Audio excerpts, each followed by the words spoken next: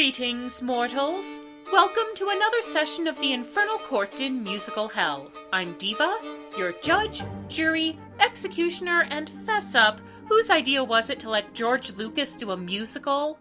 I mean, sure, we all love the fact that he brought Star Wars into the world, at least before he ran it into the ground, to the point where selling off the property to a huge monolithic corporation was an improvement by comparison. But with the possible exception of the soundtrack to American Graffiti, what has he ever done that suggested he could make good with this particular genre? And even when he tried, surely once Disney bought him out and saw the result, they would have realized, yeah, this strange magic thing? Maybe we'd be better off using it to prop up a table leg or something. The story for Strange Magic, which, like so many Lucas works, is cobbled together from older material, in this case 2 parts Shakespeare, 1 part Shrek with a dash of your nightmares for spice, was born out of Lucas's desire to create a movie suitable for his daughters, who, being girls, clearly have nothing to do with Star Wars and instead are only interested in silly romances with fairies. If you listen closely, you can hear the spirit of Carrie Fisher giving old George the middle finger.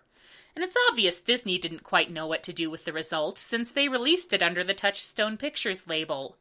You ever get the feeling they use that for plausible deniability? If they get a Who Framed Roger Rabbit or a Nightmare Before Christmas, they can say, sure, that's our movie, here, buy all the merchandise. But if the movie flops, they can just shrug and say, Strange Magic? Never heard of it, must have been another studio. I hope you've got a strong stomach. Not that it will help much in this instance. Let's examine the case of Strange Magic. This is a story about love. Actually, it's a story about 2 kingdoms, the sparkly and flowery fairy kingdom and the scary dark forest. On the border of these lands grow magical primroses, which are an essential ingredient in love potions and plot devices. The goblins who live in the dark forest are always going out and chopping the primroses down because their king hates love and all things associated with love, possibly as a result of being turned down by Jennifer Connelly all those years back. Meanwhile, over in the fairy kingdom, the fairy princess Marianne is fluttering about getting ready for her wedding to the impossibly smarmy Roland. Darling, so it goes. Some things are meant to be. Some things are meant to be. Ooh, really pitchy there, Roland.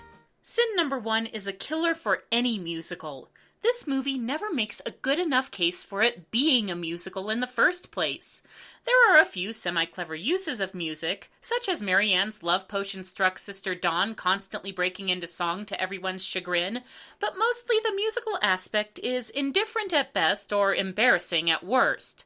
Characters sing without any regards to dramatic or emotional function, and in at least one case without even bothering to establish the character in the first place. This is the kind of musical people think about when they claim they don't like musicals. It reflects badly on the genre as a whole. Even though Roland is putting out so many self-centered chauvinistic douche vibes that Gaston thinks he should dial it back a bit, Marianne remains cheerfully oblivious to his bad boyfriendness until she catches him snogging another girl right before their wedding. Heartbroken, Marianne calls the ceremony off and launches into sin number 2, I'll never fall in love again. What do you get when you fall in love? A guy with a pin to burst your bubble. I have never been a fan of the chintzy late 60s, early 70s pop sound exemplified by Burt Bacharach and Hal David, so using this particularly dopey song for Marianne's first big character moment ruins the effect. It gets even worse as Marianne channels her hurt feelings into transforming herself into a badass warrior princess, a sequence which this particular number is not well suited for. Yeah, that's what you get. A heart that's shattered out. Never fall in love again. Yeah, let it go, this ain't. So now Marianne is the uptight, serious one who needs to loosen up a bit, and her younger sister Dawn is an incurable romantic and flirt who needs a serious dose of reality. It's like Sense and Sensibility if Sense and Sensibility had terrible characters and a soundtrack that makes me want to gouge my eardrums out, and a very badly constructed script. Pull your head out of the clouds. Clouds full of boys. And you thought Anakin's sand speech was the stupidest bit of dialogue in a George Lucas movie. For her own part, Dawn carries on a string of flirtations aided by her perpetually friend-zoned friend Sunny. I made it so when the music starts, you'll accidentally bump into Hadrian. Oh, today is gonna be so exciting. I'm gonna throw up. Yes, our secondary love interest is going to be the standard self-proclaimed nice guy, the one who is a good friend and a dependable shoulder to lean on, and who we're supposed to believe deserves the girl's affections through the merit of meeting the minimum standards for decent behavior. And while it's kind of suggested that there's some sort of fairy and elf social cast thing that might be preventing Sunny from pressing his suit, it's never explicitly stated, much less explored, so we're left with the sense that he's just being nice to her in hopes that she'll return his feelings. In fact, he's really kind of a jerk, which we'll get to in a second, but right now I'd like to point out that of all the uncanny valley going on in this movie, Sunny is the worst of it. His features are just enough on the wrong side of photorealistic to be uncomfortable, and they look all wrong on his short body, like when you stick an adult's head on a baby.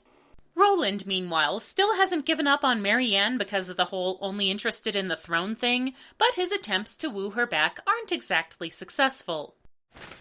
No matter what people say, it didn't happen that way. She was... If your go-to reference is a Riverdance joke, you've already failed as a comedy. Marianne responds with a rendition of Stronger that sends Roland running for the door.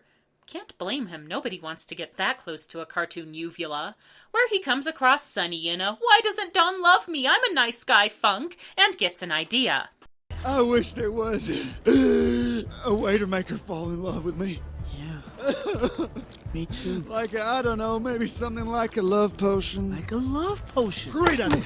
Now, it's obvious the writers know this is a morally questionable proposition because they have Roland introduce it, but Sunny still goes along with it. And while he gets to act all guilty about the fallout later on, it's pretty clear that's more about the whole thing going pear-shaped than realizing it was a terrible idea to begin with. If he'd actually pulled it off and Dawn had fallen in love with him, he would have been totally cool with that. But hey, he's a nice guy, and that's what counts, right? So Sunny is on board with the whole let's chemically induce girls to fall in love with us ploy. The hitch is that only the Sugar Plum Fairy can make the love potion, but she's a prisoner of the Bog King for reasons to be divulged at a more dramatically appropriate time. So Sunny finds the one primrose petal the goblins somehow missed and heads into the dark forest, while the Toadstool Telephone Network radios the news of his approach to the Bog King. News from the mushrooms, sire. A tall chef is into shark storage. What? Okay, you know how we sometimes have a shark, but no place to store it? Well, a very tall chef... Come on, joke's over, let's keep moving. So while Sunny searches for the Sugar Plum Fairy with the aid of an imp, I asked my bailiff about this movie's idea of an imp, and he said, and I quote, Bog sends out the troops and lets loose with a short villain song. Because I'm evil. My middle name is Misery. One day, Lucifer willing, I will see Alan Cumming in a decent movie musical. One day. And hey, speaking of talented people who don't deserve this shit, here's Kristen Chenoweth as the Sugar Plum Fairy. You should see your face. Oh, wait, I can show you. Another good one. Wanna see? Wow, who knew the genie had an irritating sister? Sin number 4 on Sugar Plum, who is as annoying as here and pretty much is just there to provide the movie's MacGuffin and assorted exposition.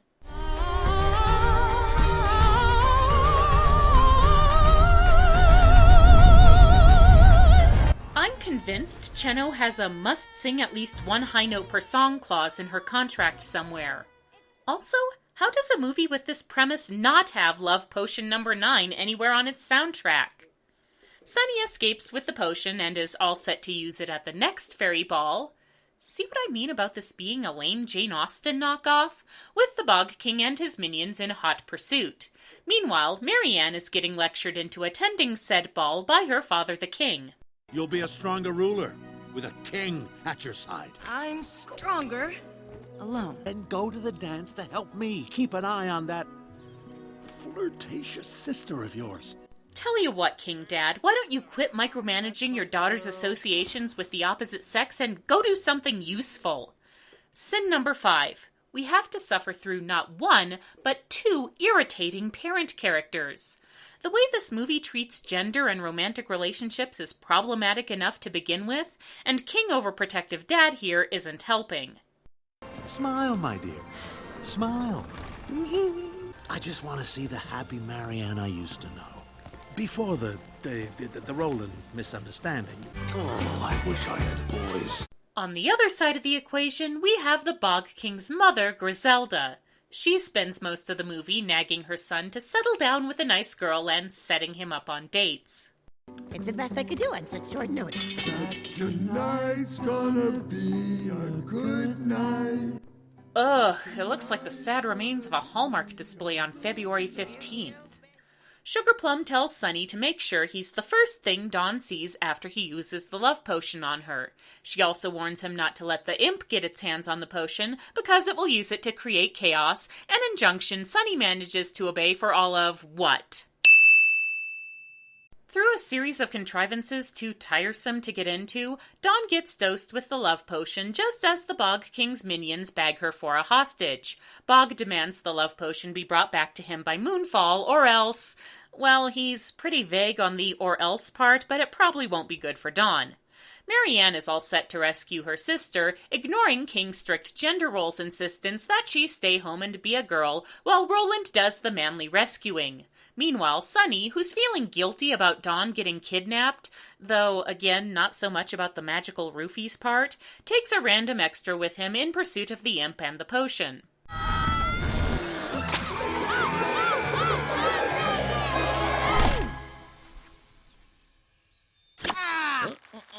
No, he didn't, Oh, that's nasty.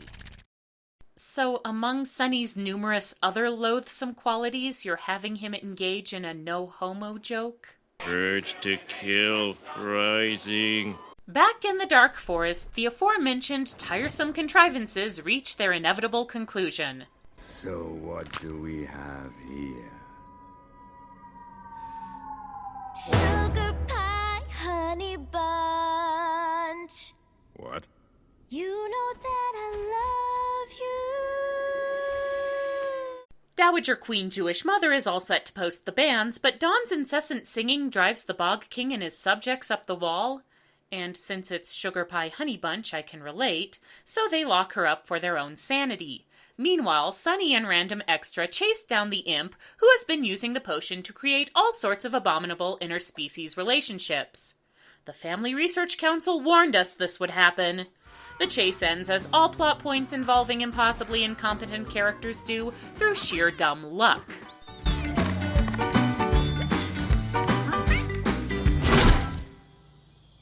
I'll just wait for you at the other end of the lizard. Elsewhere, Roland and his army approach the Bog King's castle to the strains of Bad Romance. Hand to Lucifer, I am not making that up. In such dark as this, we must be ever vigilant. Clear, clear, clear. Elsewhere, Marianne launches her brilliant plan for rescuing her sister, which mostly involves charging in and wailing on the Bog King. Well, at least you're not singing. Oh, did you have to? I'm coming straight on for you! The Bog King apparently finds Marianne's way with a sword a bit of a turn-on, and the two bond over their mutual resentments towards the whole love thing, and now is a good time to discuss sin number 7. For a story focused on love, this movie is terrible at developing romantic relationships. After George Lucas's handling of Anakin and Padme, it shouldn't be surprising that he's a little tone-deaf when it comes to this sort of thing. Movie relationships, like those in real life, need time to develop, especially if the characters are antagonistic or uncertain of each other at the beginning. Here we have our main characters engaging in their first significant interaction about a half hour from the ending. There's not enough time to make us believe they should be together. This is also a huge reason why Sonny comes off as such a jerk. If the movie took time to establish his relationship with Dawn, and possibly indicate that their attraction was mutual, but neither of them acted on it because circumstances, his feelings would seem just a bit less selfish and one-sided. Marianne is, if possible, even more distressed by Dawn's current situation than the Bog King, and they go to the Sugar Plum Fairy to find out the antidote. This proves difficult since Sugar Plum is a jerk-ass even by this movie's standards, and time is quickly running out. News from the mushrooms! An arm skis on roaches! Alright, I gave you a pass on that dumb joke the last time, but that tears it! Eventually, Sugar Plum coughs up the secret to the love potion via the Bog King's backstory. He was in love with a fetching young goblin and obtained a love potion to win her affections. Sweet baby Beelzebub, does every guy in this movie try to drug girls into liking him? No matter, it didn't work, causing Bog to believe he was completely unlovable and lock the Sugar Plum Fairy up in revenge, rather than, ask for the explanation. She was already in love with someone else. So, the one thing more powerful than the potion is real love? Okay, movie, I see what you're getting at here. The emotions induced by the potion are not genuine. True love conquers all. You can't hurry love, you just have to wait. But I'm left wondering why the love potion works on anybody at all. Love, as some of the later-day Disney movies have noted, is a lot broader and more complicated than romantic attraction. There's love for family, for friends, for homeland. Even Roland should be immune to the potion's effects, since it would be impossible for him to love anyone more than he loves himself. Never mind, we know the cure and the fairy army is fast approaching. Time for a romantic interlude? Sailing softly through the sun of a land I've always known. I really wish I could like this song. Alan Cumming and Evan Rachel Wood sound awesome in it. But I keep coming back to the fact that this is something that should have happened back in the second act, rather than getting shoved awkwardly in before the climax. The sight of Roland and his troops sends Bog into assuming the worst third act miscommunication mode, and Marianne goes into fine, let's fight instead of clearing this up mode. And this would normally piss me off, but honestly, it's no more hasty and contrived than the rest of their relationship. Roland now has the potion and is getting set to use it on Marianne, but because Bog really does care, he thwarts the attempt. No matter, Roland has a secret plan.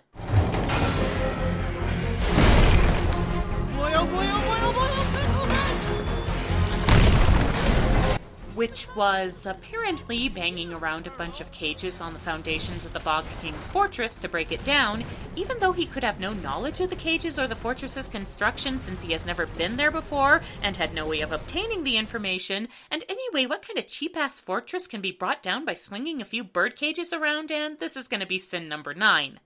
The Bog King sacrifices himself to save the princesses. Well, sacrifices in the G-rated sense, where he's going to be perfectly okay 2 minutes later. Dawn is distraught, but Sonny comforts her in her grief, and his act of basic kindness causes the scales to fall from her eyes and realize she loves him. If that's not the ultimate self-proclaimed nice guy fantasy, I don't know what is. Sonny? Sonny? I love you. Roland manages to hit Marianne with the love dust, but since she's in love with the Bog King now, hey, their 5 minutes of meaningful interaction totally counts.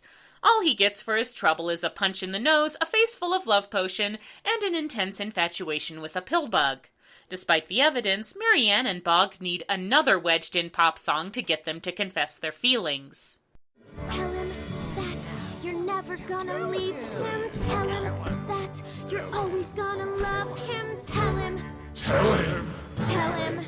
And yet one more wedged-in song for good measure, complete with psychedelia.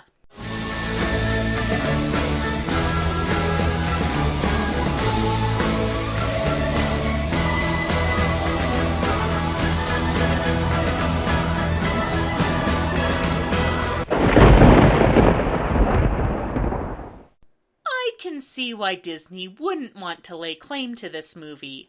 Strange Magic is nice looking in some places, but the character designs are mostly off-putting, the use of music is erratic, and the story and the characters are trite at best and insulting at worst. Marianne and Dawn definitely do not belong on the same roster as Belle, Merida, and Moana, nor is Roland on par with the likes of Maleficent and Jafar. Therefore, the Court of Musical Hell orders the following punishments. For the random and generally useless soundtrack, we condemn music supervisor Marius DeVries to be rickrolled for all eternity. For being a little shit and getting away with it, we condemn Sonny to have Dawn break up with him using the "it's because you're an asshole" speech from The Social Network. Finally, for bringing us this complete mess of a movie, George Lucas... well, he's already seen the thing he will go down in history for taken off his hands, resurrected from the near-total mess he made of it, and made more popular than he would have managed on his own. So, what more can I do to him? So let it be recorded. This session of the Infernal Court in Musical Hell is now adjourned.